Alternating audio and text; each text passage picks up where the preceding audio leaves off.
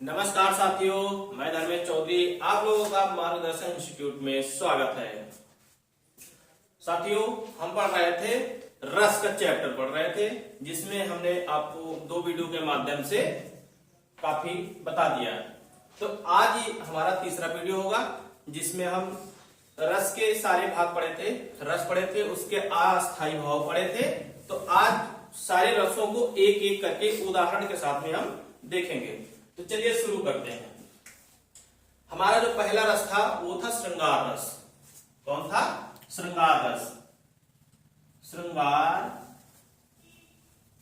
रस, ठीक है। पहला था हमारा श्रृंगार रस।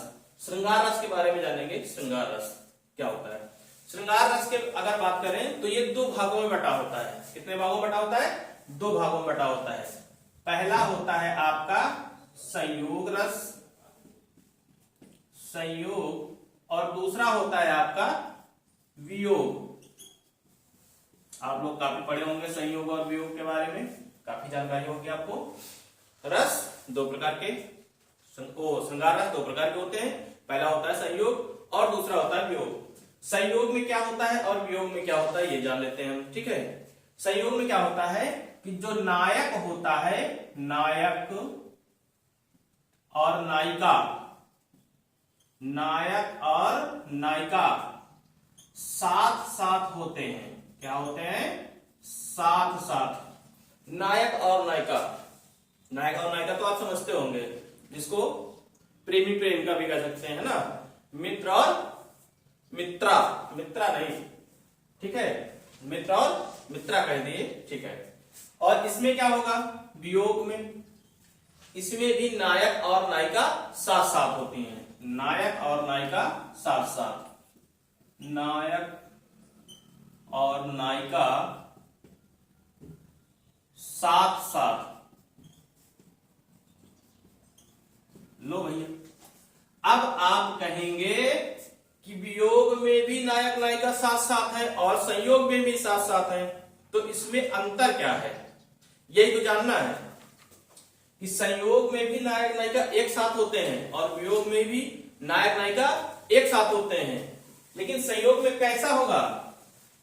नायक नायिका जो होगा वो पार्क में होंगे, ठीक है। नायक नायिका जो होंगे वो पार्क में होंगे। पार्क में कैसे होंगे?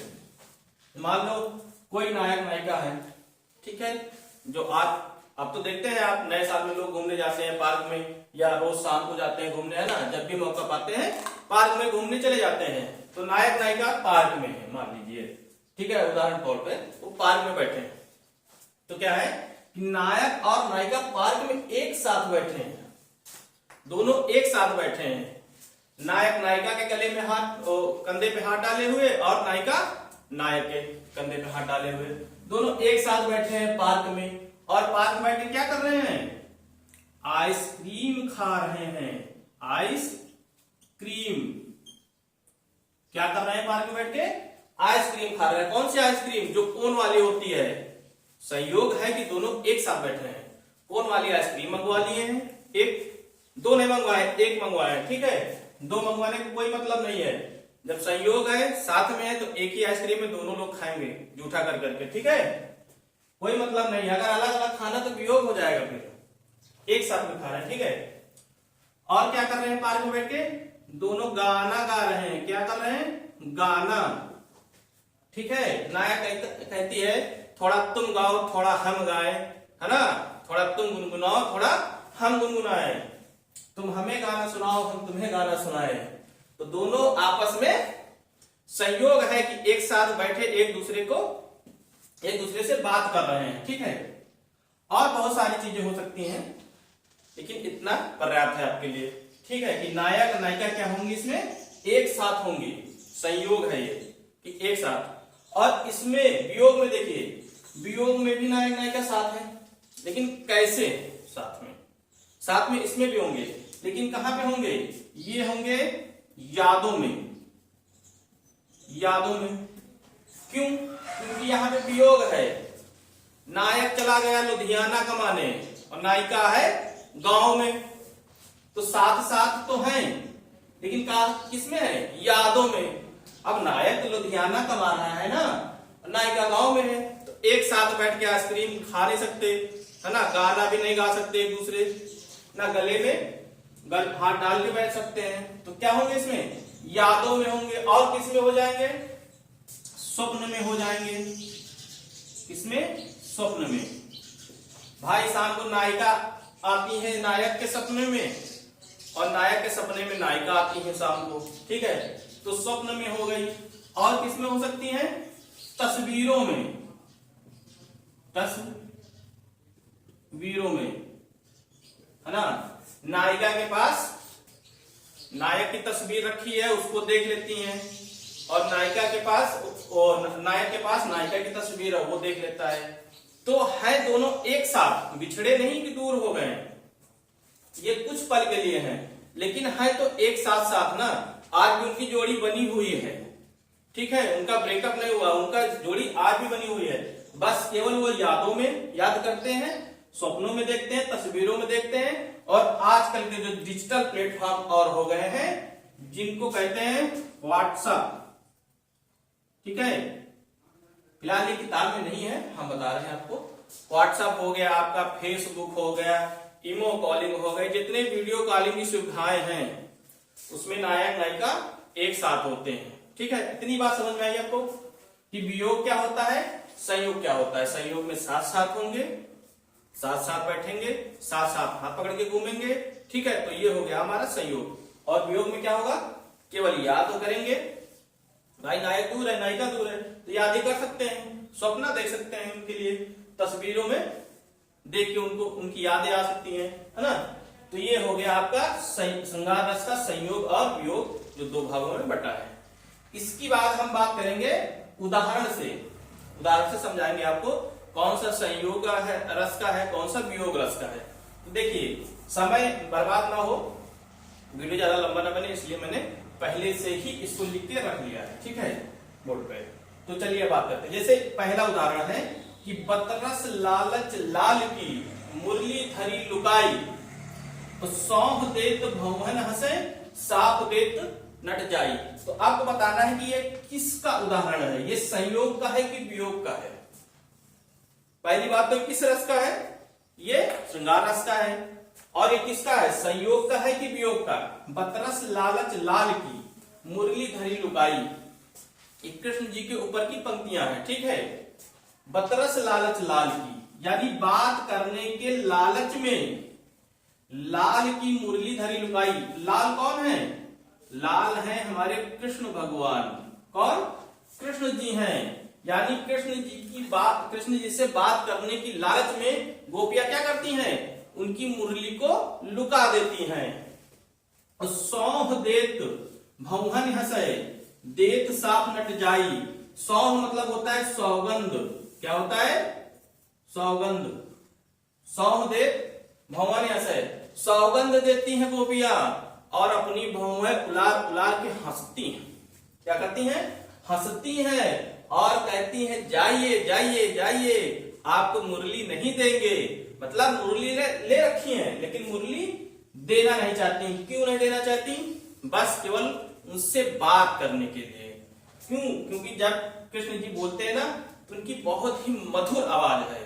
उसी आवाज को सुनने के लिए गोपियां क्या करती हैं? मुरली रख लेती हैं और उनको परेशान करती हैं कि जितनी देर तक मुरली हमारे पास रहेगी उतनी देर तक हमसे बातें करेंगे। ठीक है, तो ये क्या हुआ? गोपियां भी साथ में हैं और कृष्ण भी साथ में है। इसका मतलब क्या हुआ? ये संयोग हो गया। क्या हो गया? संयोग।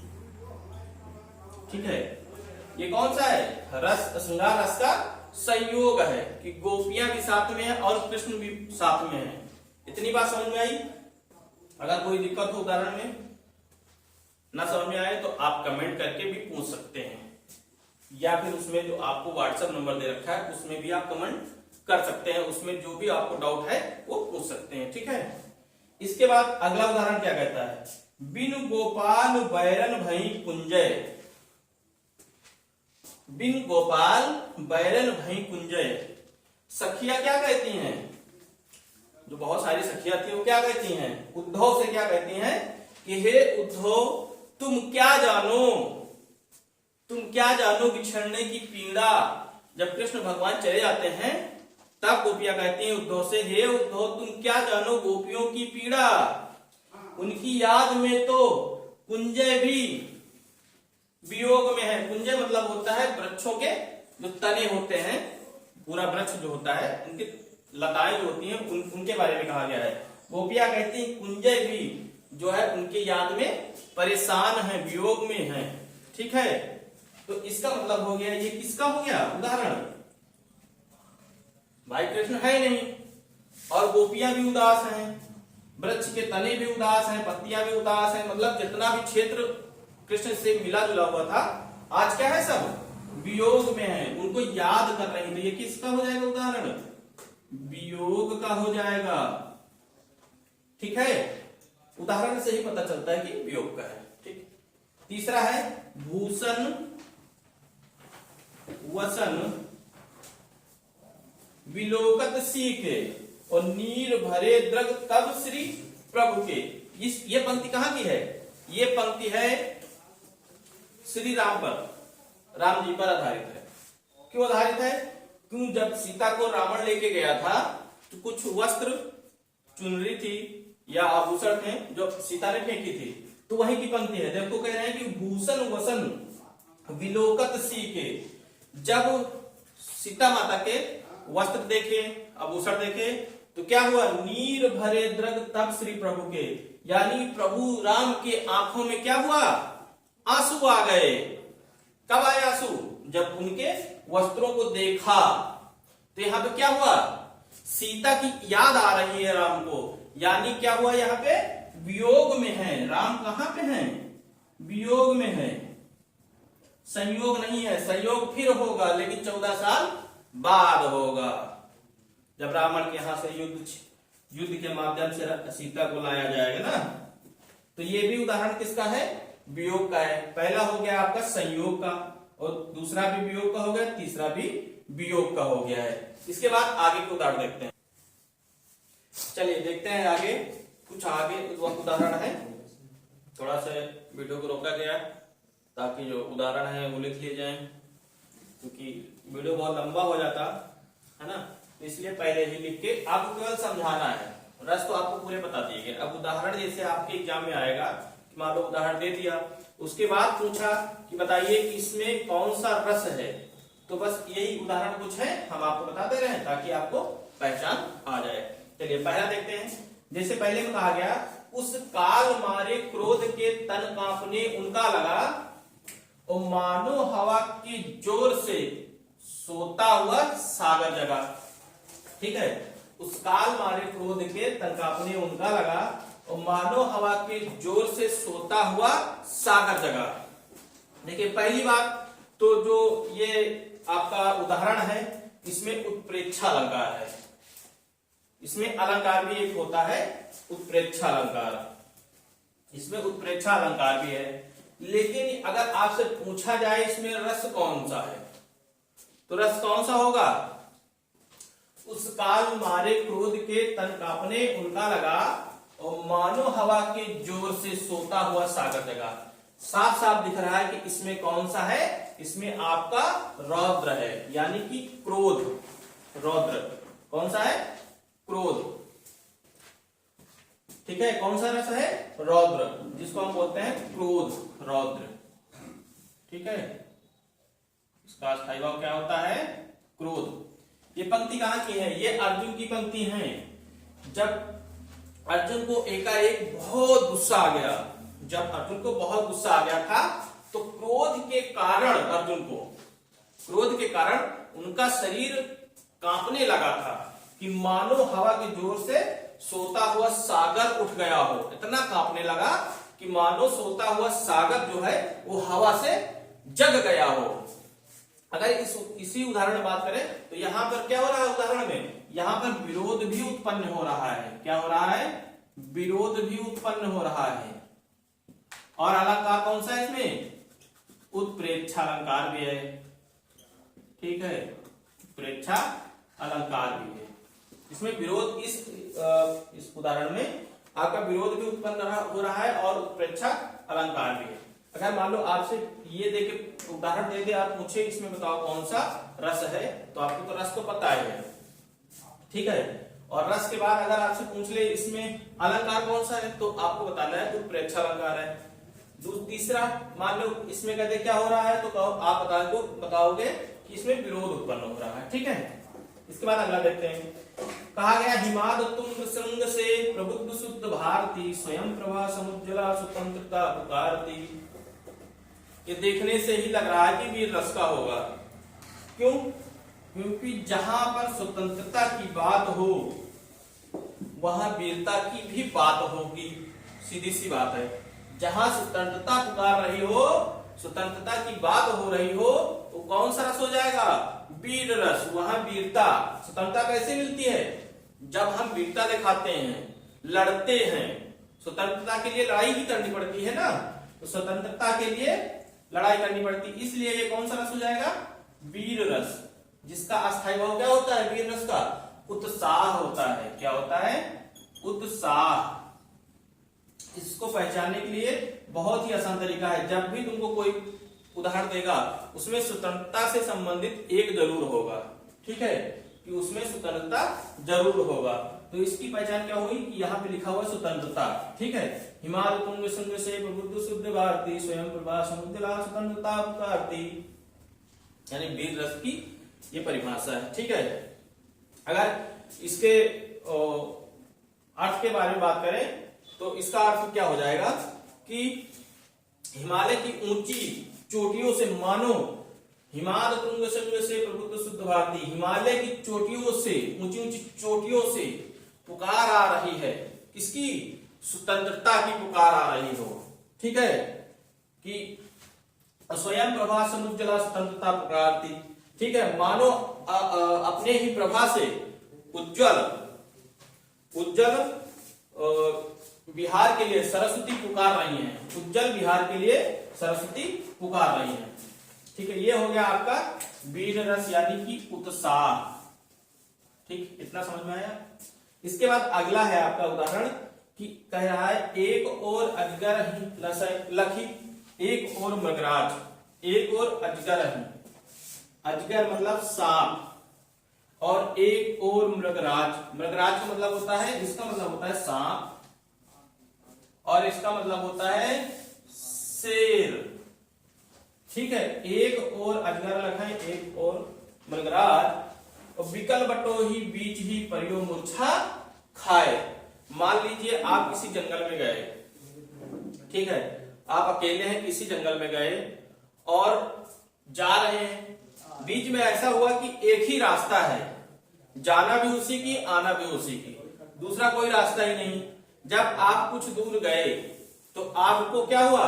सामने से शेर दिख गया हो, ठीक है, सामने से शेर दिख गया हो, लेकिन जैसे ही आप शेर को देखते हैं और पीछे भागने की कोशिश करते हैं, वैसे ही पीछे आपको अजगर मिल गया हो। मतलब दोनों तरफ मुसीबत।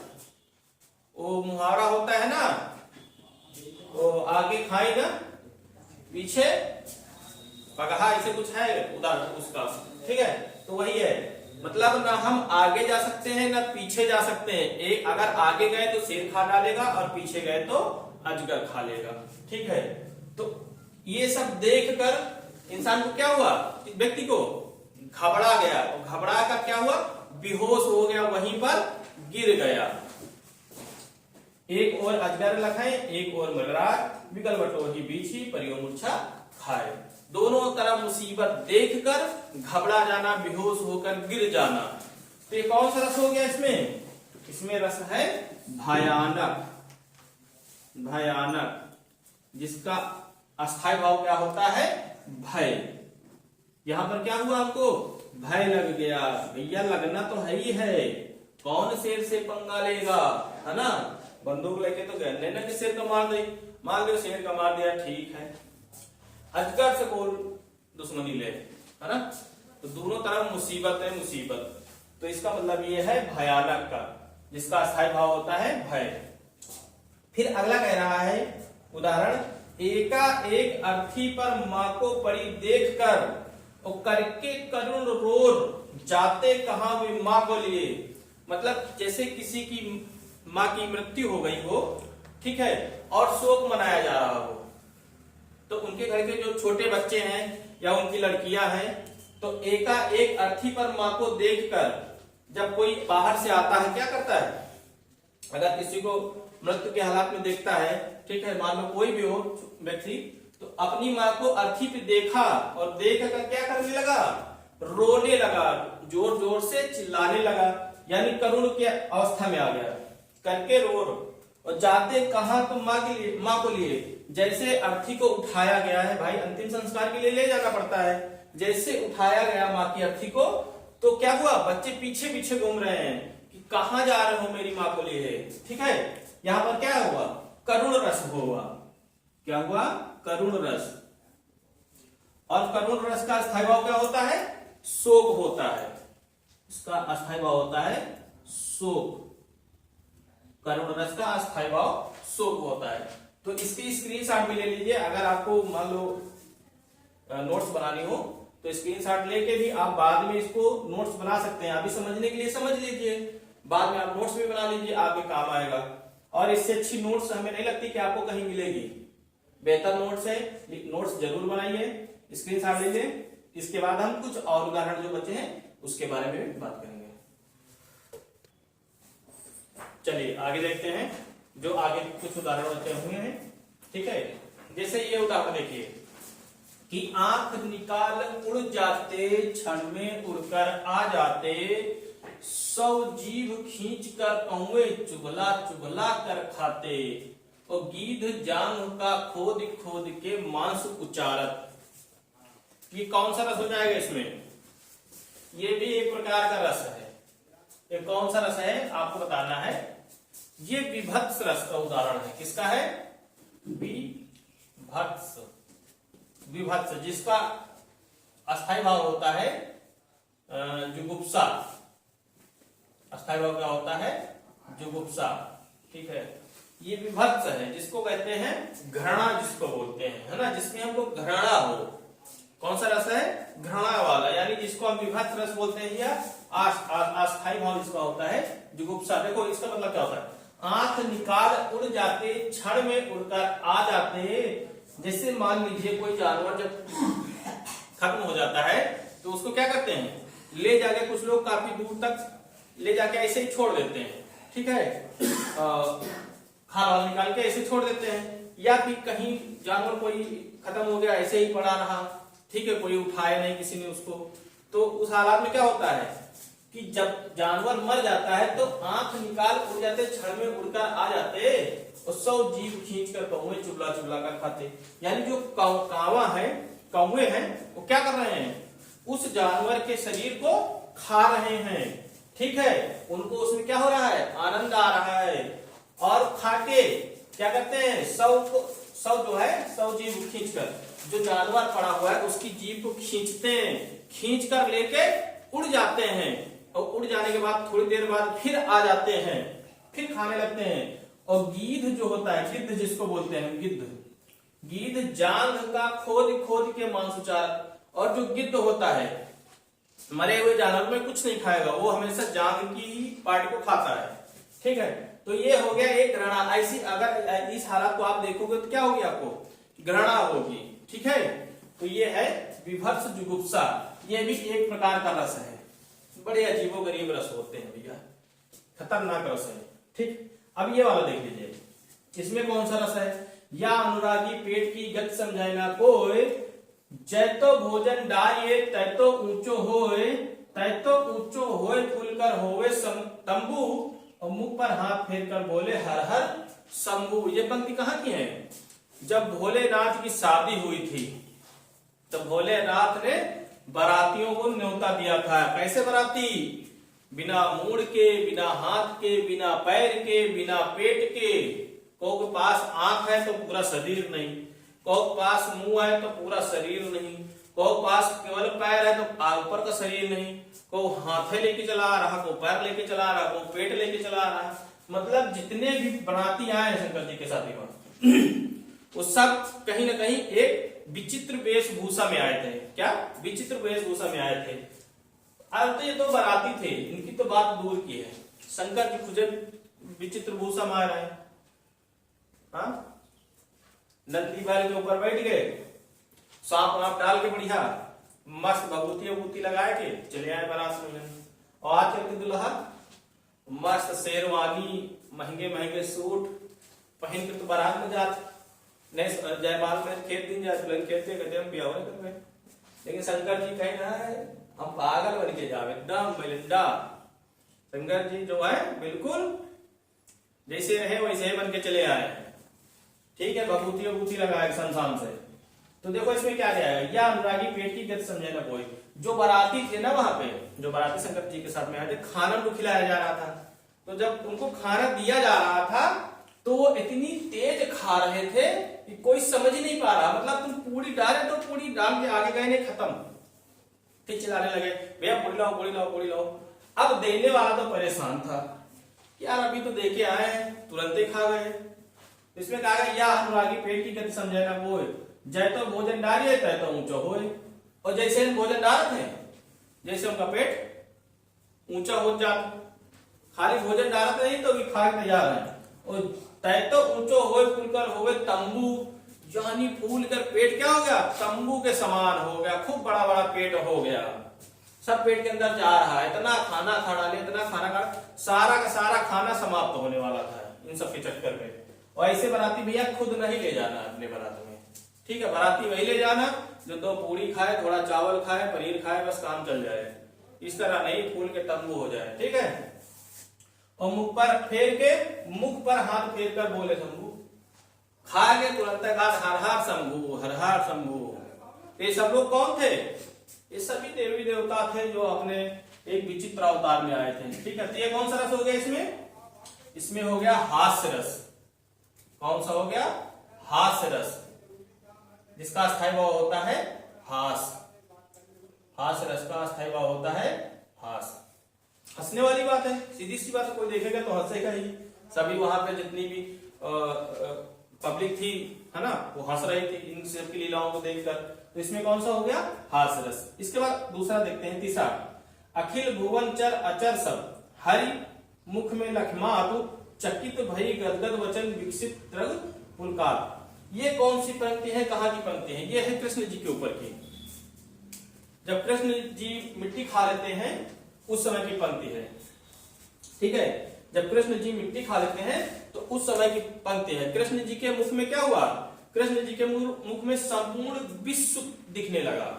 जैसे उनकी माता जी ने बचपन में जब मिट्टी खाए थे, हम लोगों ने देखा होगा टीवी में, पहले ये सब दिखाया जाता था ना जब आता था तो कृष्ण वाला। तो उसमें क्या हुआ, जब मिट्टी खा लिए तो जब इनकी माँ ने कहा बेटा मुंह खोलो, जब मुंह खोले ये तो इनके मुंह के अंदर जो है इनकी माँ को पूरा विश्व दिखाई देने लगा। पहले तो घबरा गई, है ना, चकित तो हो गई। लेकिन थोड़ी देर बाद उनको मतलब पूरे विश्व का दर्शन हो गया। जिसको पूरे विश्व की दर्शन हो जाए एक ही जगह, एक ही स्थान पे, वो क्या हो जाएगा? वो गदगद हो जाएगा। गदगद हो जाएगा ना, खुश हो जाएगा। बिल्कुल जाहिर सी बात, कोई भी हो बैठे बैठे अगर उसको पूरा संसार दिख जाए एक बार में तो क्या मतलब, अच्छी बात है। तो वही इनके साथ भी हुआ है, उनकी माँ के साथ भी। अखिल भुवनचर अचर सब और हरि मुख में लखमात, जितना भी संसार में सब कुछ है वो सब उनके मुंह के अंदर। पहले तो चकित भई, बाद में गदगद हो गए, है ना। तो ये कौन सा रस है? ये है अद्भुत रस। भाई इस तरह की चीजें हैं हमारे मुंह के अंदर, पूरा ब्रह्मांड आ जाए, है ना, अद्भुत।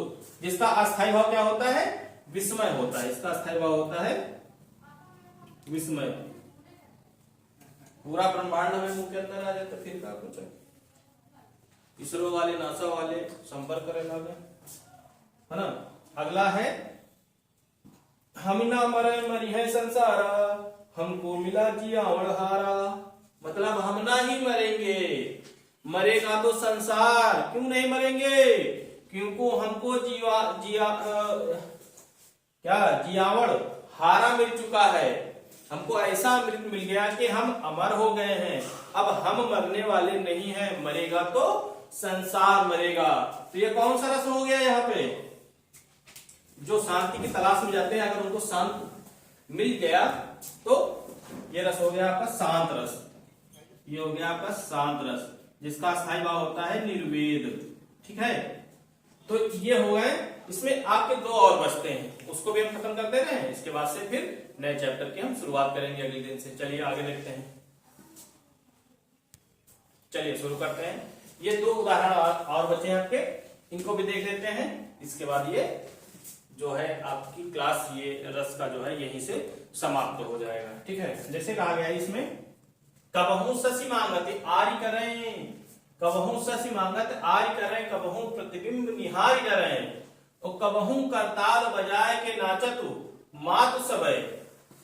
मतलब ये जब कृष्ण जी छोटे थे तब की पंक्तियां हैं, जब कृष्ण जी छोटे थे तब की पंक्तियां हैं। कबहू शशि मांगत आर्य करें, कबहू प्रतिबिंब निहार डरें। एक थाल में पानी भरा हुआ था और उस थाल में जो है उनको चंद्रमा दिख रहा था शाम को। क्या दिख रहा था? चंद्रमा दिख रहा था।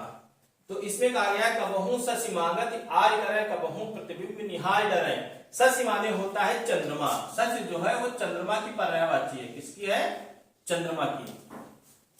कबहू तो देखत पानी मां, तो चंद्रमा मांगत है कि हमको चंद्रमा चाहिए। ठीक है, और कबू कबू का होकर के भी वही प्रतिबिंब का देख के भी डरा जाते हैं, घबरा जाते हैं कि ये का चीज आएगा। और कबहू का ताल बजा के नाचत है, कबू चंद्रमा देख के ताड़ी बजावत है, ताड़ी बजा के उछल उछल के नाचत है। तो इसका मतलब ये क्या हुआ? कबहू शशि मांगत आर्य करें, कबहू प्रतिबिंब निहार डरें, कबहू का ताल बजाए के नाचत मातु सबय।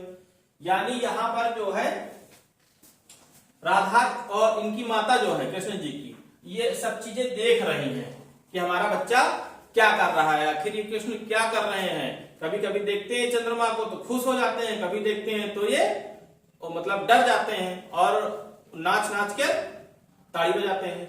तो यहां पर वात्सल स्नेह हो गया, वात्सल्य स्नेह, स्नेह जो है वात्सल्य स्नेह।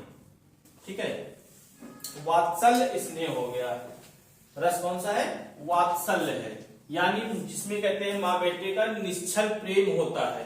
ठीक है, जिसमें माँ बेटे का निश्चल प्रेम होता है। इसके बाद आपका आखिरी बचता है, या अनुरागी चित्त की गत समझे ना कोई। देखिए यह शंकर जी की पंक्ति नहीं है कि वहां पर या अनुरागी पेट की गत समझे ना कोई, वहां पे बताया गया था हास्य का, लेकिन ये हास्य का नहीं है।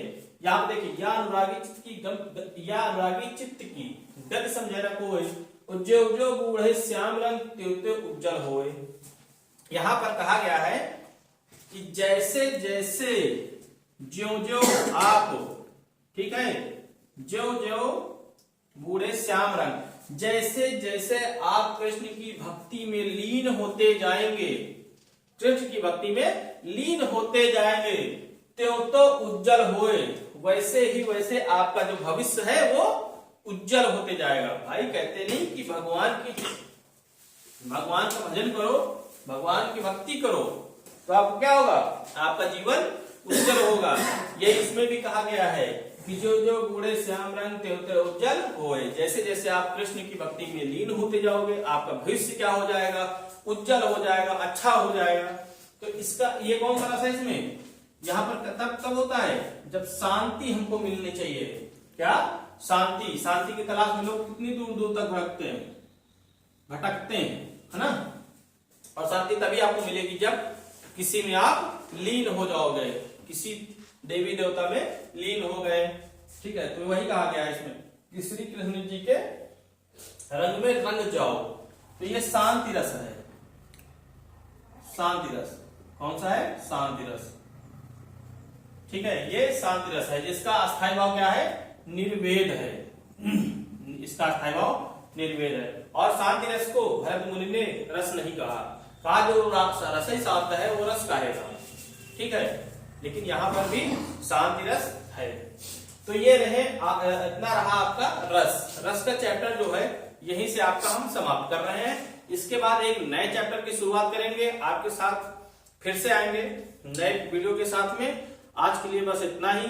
अगर आपको मेरा चैनल या मेरे वीडियो जो भी आपको अगर हमारे मार्गदर्शन इंस्टीट्यूट में जितने भी वीडियो आपको डाले जा रहे हैं, है ना, आपको मिल रहे हैं, प्राप्त हो रहे हैं, अगर वो अच्छे लगते हैं देखने में, आपको समझ में आ रहा है कि हाँ हर सब्जेक्ट के टीचर अच्छे ढंग से पढ़ा रहे हैं, तो आप चैनल को लाइक, शेयर और सब्सक्राइब करना बिल्कुल ना भूलें।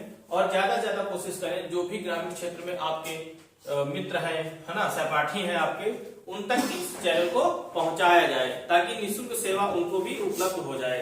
और ऑफलाइन बैच तो चल ही रहा है, जिनको ऑफलाइन बैच में आना है वो ऑफलाइन बैच में आ सकते हैं। आपको वहां पर सारे ऑफलाइन बैच में भी सारे सब्जेक्ट आपको उपलब्ध है, सारे सब टीचर मिलेंगे। ठीक है, चलिए आज के लिए इतना ही रखते हैं, आगे अगले क्लास में मिलते हैं। जय हिंद, जय भारत।